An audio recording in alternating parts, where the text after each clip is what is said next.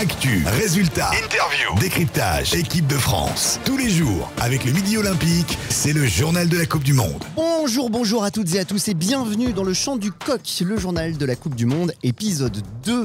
Au sommaire aujourd'hui, direction Lyon, tour de la ville et déclaration d'amour au ballon ovale. On zappera sur Canal+, avec le doc exceptionnel sur Antoine Dupont. Guillaume Garrigue, son auteur, nous racontera les coulisses de sa production. L'édito du jour avec Léo Faure, directeur adjoint de la rédaction du Midi Olympique, et le cas Jonathan Danty, souvenir de Coupe du Monde avec l'inclassable Serge Blanco. Au plus près des Bleus avec notre envoyé spécial Jérémy Fada et les dernières infos autour de la composition probable pour le premier match d'ouverture de ce mondial. Mais on commence d'abord et aujourd'hui par le son du jour. Le journal de la Coupe du Monde, le son du jour. J'ai entendu que sa venue était conditionnée au comportement exemplaire de Bastien tout le long de l'année et surtout une remise en question personnelle qu'il a eue. Effectivement, il a avoué d'avoir commis une grave erreur. Voilà, maintenant, je pense qu'encore une fois, tout le monde a droit à une deuxième chance. Xavier Garbajosa, ex-entraîneur du MHR, qui hier, sur le plateau de Via Occitanie, revenait sur son choix de faire évoluer le joueur sous ses couleurs après avoir été écarté de l'effectif du Stade Toulousain et malgré ses déboires judiciaires. Le Chant du Coq. Analyse, interview, reportage, toute l'actu de l'équipe de France. En direct avec les Bleus, aux côtés de notre envoyé spécial Jérémy Fada. Bonjour Jérémy. Salut à tout le monde. Jérémy, tu es à l'aéroport, prêt à aller rejoindre l'équipe de France. On va revenir ensemble aujourd'hui sur la visite présidentielle d'Emmanuel Macron, et bien sûr, on va revenir sur le cas Bastien Chalureau avec toi Jérémy. Et oui, donc Emmanuel Macron s'est présenté devant les joueurs du 15 de France hier lundi. Alors il a prononcé des mots simples, on va dire, à ce groupe-là. Vous n'êtes pas là, je ne suis pas là, pour vous mettre la pression. Vous êtes tous d'immenses champions, l'équipe la mieux préparée de la Coupe du Monde. On peut parler de discours de confiance qui vient un petit peu conforter les convictions de cette équipe depuis 4 ans, l'assurance qu'elle dégage. Mais évidemment, le sujet Bastien Chalureau est aussi arrivé sur la table. Pour rappel, Bastien Chalureau qui a été condamné en 2020 pour des faits de violence avec la circonstance qu'ils ont été commis en raison de la race ou de l'ethnie. Lui, il a reconnu les faits de violence, mais pas les propos racistes. Il a fait appel de la décision. Alors là-dessus, Emmanuel Macron, de manière officielle, en gros, a dit c'est le sélectionneur qui choisit ses joueurs, il le fait en conscience. Je ne vais pas le commenter. Il a aussi appelé Chalureau à s'exprimer avec son cœur, qu'il dise sa vérité. Les micros ont aussi capté de manière un peu plus officieuse une discussion avec Fabien Galtier, où Galtier disait s'il doit pleurer, il le fera, mais il va parler. Il l'a fait hier soir. Bastien Chalureau, avec ces quelques mots à retenir, je ne suis pas un raciste. Bastien Chalureau sera fixé en appel le 14 novembre prochain. Allez, côté sportif maintenant désormais, Jérémy, quelles sont les premières tendances que tu peux nous livrer sur la composition probable de l'équipe de France pour le match d'ouverture ? Bon, là aussi, il y a un sujet qui interpelle plus que les autres, c'est le cas Jonathan Danty, qui a été victime d'une lésion mineure aux ischio-jambiers. Ça a été révélé la semaine dernière. Dans nos colonnes, on disait qu'il était très incertain, mais pas encore forfait. Bon, c'est ce qui semble se dégager encore en ce début de semaine, puisque Jonathan Danty, il était sur le terrain hier avec le numéro 12 dans le dos. En tout cas, il a démarré la séance de ce lundi avec les titulaires de l'équipe de France. Est-ce que ça veut dire qu'il sera titulaire vendredi soir ?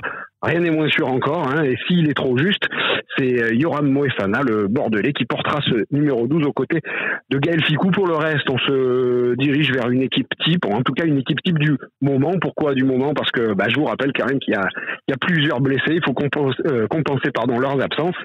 Cyril Baye en première ligne, qui est remplacé par le Rochelais Reda Wardi à gauche de la mêlée. Le forfait aussi de Paul Villemc en deuxième ligne. Et du coup, c'est l'habituel numéro 4, Thibaut Flamand, qui va être décalé à droite de la deuxième ligne, qui sera associé à Cameron Wauquiez. Enfin, le forfait, tout le monde le sait, de Romain Ntama, qui est compensé par la titularisation de Mathieu Jalibert. Dernier petit sujet, c'est le banc des remplaçants. On se dirige vers un 6-2, c'est-à-dire 6 avant et 2-3 gardes. Et à ce petit jeu-là, Paul Boudéan et Sékou Makalou, au nom de leur grande polyvalence, devrait avoir une place de choix sur ce banc des finisseurs, comme dit le staff du 15 de France. Merci Jérémy pour ces informations toutes fraîches. Rendez-vous dès demain dans le Chant du Coq avec nos envoyés spéciaux, toujours au plus près de notre 15 de France. Les Bleus, d'ailleurs, toujours et encore, voici l'heure de l'édito du jour. Le journal de la Coupe du Monde, l'édito du jour. Bonjour Léo. Alors, les Bleus, à 3 jours du match d'ouverture, la composition retient toute notre attention et notamment le cas Jonathan Danty. C'est l'heure de l'édito du jour. Jonathan Danty sur Rambobine, milieu de semaine dernière. Nouvelle catastrophe pour le 15 de France qui a déjà perdu, Jérémy vient de le dire, Cyril Baye et Romain Ntamack. Jonathan Danty annonçait un peu vite forfait, assez vite en fin de semaine dernière. On comprend qu'en fait les indicateurs sont plutôt bons sur sa lésion musculaire, que le joueur lui espère toujours pouvoir jouer et qu'il postule, mais est-ce qu'il faut vraiment qu'il postule ?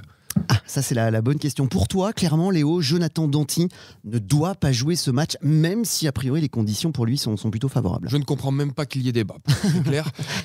Oui, il s'est entraîné hier avec le 12 dans le dos, et c'est une très bonne chose, c'est une très bonne nouvelle pour le 15 de France, c'est une très bonne nouvelle pour Jonathan à commencer. Le problème, c'est est-ce qu'on prend le risque de faire jouer un joueur qui revient juste de blessure pour un match qui a une immense valeur symbolique, qui s'annonce magnifique, mais qui a en réalité peu de valeur sportive. Le 15 de France, on le sait, sauf cataclysme, sera en quart de finale avec ou sans Jonathan Danty. Face au All Black, le scénario, on rêve tous d'une victoire, ça sera plus simple avec Danty, mais si on perd, la compétition, elle est évidemment pas finie. De toute façon, en quart de finale, on sait qu'on aura un monstre face à nous. Autant le préserver pour ce grand match-là qui, lui, par contre, aura une valeur immense. Léo, le message est passé. Merci Léo, directeur adjoint de la rédaction du Midi Olympique pour l'édito du jour. Le Chant du Coq, tous les matins en podcast. Toute l'actu de la Coupe du Monde de rugby. Tout le monde aime Antoine Dupont, ça aurait pu être le titre de son documentaire, mais c'est finalement Dupont naturellement. Et naturellement, nous sommes avec Guillaume Garrigue, une référence en matière de rugby, co-présentateur du Canal Rugby Club, et qui nous livre les coulisses d'un documentaire en tout point exceptionnel.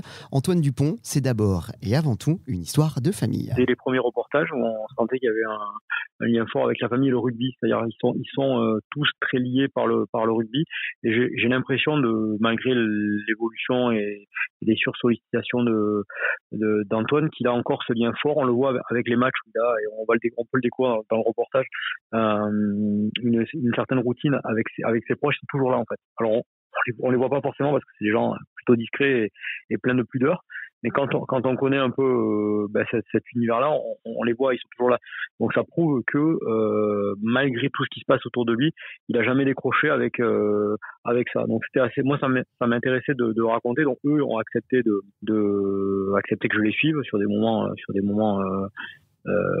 importants comme la phase finale du top 14 et les demi-finales, la finale. Ça permet, je pense, en tout cas c'est l'objectif de ce reportage et de ce documentaire, d'essayer de comprendre un peu la personnalité et la construction du garçon. Dupont, naturellement, le docu événement à retrouver en replay sur MyCanal pour les abonnés. Le Chant du Coq, le journal de la Coupe du Monde. Reportage. On savait Lyon, ancienne capitale des Gaules et de la gastronomie, amoureuse de l'art de vivre. On connaissait moins la ville amoureuse du ballon ovale. Déclaration d'amour décryptée par notre envoyé spécial à Lyon, Julien Plazanet. Ça y est, la ville de Lyon est entrée en mode Coupe du Monde depuis la fin de semaine dernière et l'arrivée des All Blacks. La Nouvelle-Zélande a pris ses marques dans la capitale des Gaules, à Gerland, son camp de base. Justement, c'est là où bat le cœur du rugby entre Rhône et Saône, et à la brasserie du Loup, justement, on ne veut pas rater l'occasion de réunir tous les fans. Marius, chef de salle. Ça c'est certain, surtout avec l'accueil des All Blacks sur le site qui nous fait tous absolument rêver. Déjà qu'avec le top 14, c'est très cool de pouvoir recevoir des belles équipes, alors là il y a une dimension encore plus à part. Alors à la brasserie, on va diffuser les matchs de l'équipe de France. Il y a une entrée payante symbolique avec une boisson gratuite pour pouvoir profiter de l'espace. Et profiter tout simplement de cette Coupe du Monde en France avec des matchs à Lyon, une ville qui entretient une véritable histoire d'amour avec le rugby, redynamisée avec les bons résultats du Loup des dernières années. D'autant plus que ça se joue à la maison cette année à la Coupe du Monde. C'est ça aussi qui rapporte la dimension rugby. Nous on l'a vu un peu toute l'année au niveau du Loup. Ça commençait à parler de la Coupe du Monde, ça commençait à parler des Blacks. On a quelques joueurs, je pense à Baptiste, qui sont dans l'effectif. Donc c'est vrai que ça a créé un petit engouement. Mais il y a une très belle base de rugby local et c'est vrai que l'engouement il est régional aussi. Et en effet, Baptiste Couillou, né à Lyon, illustre bien cette belle terre de rugby qu'est la région lyonnaise. Vivier en termes de fans et donc aussi de talent pour les Bleus. Merci Julien. On va quitter Lyon pour le tableau noir. C'est l'heure de l'analyse et du décryptage matinal. Le Chant du Coq, le journal de la Coupe du Monde. Décryptage. Et le tableau noir est consacré aujourd'hui au format de la compétition. Et pour ça, on a sorti notre monsieur tableau qui nous rejoint sur le plateau de ce Chant du Coq. Salut Thomas. Salut Reda. Monsieur Paperboard, s'il te plaît, on est en 2023. C'est vrai, effectivement. Thomas, le mondial n'est pas encore commencé. On a encore le temps de se pencher sur le tableau de la compétition. Alors, comment tout cela va se passer ? Dis-nous tout, raconte-nous tout. Alors pour le coup, Reda, amateur de format de compétition compliqué comme les playoffs NBA ou NFL aux États-Unis, vous allez être déçus puisque la Coupe du Monde de rugby, c'est simple et c'est efficace. 4 poules de 5 équipes, les 2 meilleurs de chaque poule sortent et se croisent avec la poule d'à côté en quart de finale. En gros, le premier face au deuxième de la poule A face à la poule B et de la poule C face à la poule D, tout simplement. Je commence à bien comprendre. Concrètement, cela nous annonce quel type de tableau, alors pour notre équipe de France et pour nos Bleus? Concrètement, Reda, on peut dire que les deux parties de tableau sont homogènes, mais à des niveaux de compétitivité différents. Les poules C et D verront très probablement les Australiens, les Gallois, voire les Fidjiens croiser le fer avec l'Angleterre ou l'Argentine dans des quarts de finale au final très ouverts. Mais de l'autre côté, c'est dantesque. La France et la Nouvelle-Zélande d'un côté, l'Irlande, l'Afrique du Sud et l'Écosse de l'autre, soit 2 quarts de finale entre vainqueurs potentiels de la compétition, Reda. Effectivement, c'est lourd et solide. Et ensuite, que va-t-il se passer alors? Alors ensuite, ça croise encore. On peut donc imaginer potentiellement un France-Australie ou un France-Angleterre en demi-finale, avant, pourquoi pas, de retrouver l'Irlande, les All Blacks ou les Box en finale. Quoi qu'il arrive, Reda, si on veut être champion du monde, il va falloir écarter les meilleurs. Si on veut être champion du monde, il va falloir écarter les meilleurs. Merci Thomas, et à demain pour un nouveau tableau noir dans le champ du coq. Souvenir de Coupe du Monde. Du tableau noir à la côte basque, il n'y a qu'un pas. On part du côté de Biarritz avec un souvenir de Coupe du Monde et son illustre porte-étendard. Je parle de Biarritz, bien sûr, évidemment, mais aussi de l'équipe de France quelque part. Serge Blanco, 93 sélections, meilleur marqueur d'essai de l'histoire des Bleus, ancienne gloire du rugby français, qui se livre à cœur ouvert sur ses souvenirs de Coupe du Monde et notamment celle de 1987, la toute première de l'histoire. 87, c'est une très grande année. Je n'ai aucun joueur que je vais distinguer plus qu'un autre. Je pense que, comme je disais, l'aboutissement de cette équipe passait par la complémentarité de tous les joueurs, quoi. La complémentarité que l'on avait mis en place et le fait de savoir qu'on était prêt à se défoncer pour le petit copain d'à côté, quoi. Voilà. Et je pense que c'est ça que j'ai envie de mettre en exergue. C'est ça que j'ai envie d'expliquer aux gens. Et non pas de dire qu'un tel a pris le ballon, a fait 4 crochets, 2 raffus et a marqué un drop ou ceci ou cela. C'est cette vie de groupe qui, à mon sens, nous a permis et nous permet encore de se retrouver, d'être heureux de se retrouver. Un Serge Blanco amoureux de belle voix et de musique classique. C'est la fin de ce Chant du Coq épisode 2.